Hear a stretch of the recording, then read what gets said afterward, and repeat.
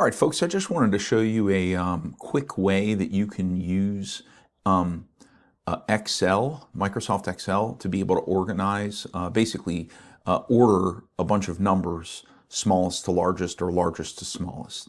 So if you're on your computer, go down to the search bar and type in EXCEL, and you'll see Excel app. Click on that. And when it opens up, click on blank workbook. Then what you're going to do is just type all your numbers into a list. So like, let's say I had 34 and 21 and 37 and 17 and 56 and 23 and another 23 and a 42. All right, so these numbers are not in order, but I want them to be in order.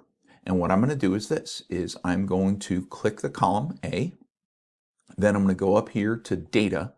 Then I'm going to select this button here that says A to Z with the downward arrow. Click, and look, they're all organized, smallest to largest. Makes it a lot easier than trying to scratch through a list one number at a time. So I hope this helps you in your statistics adventure.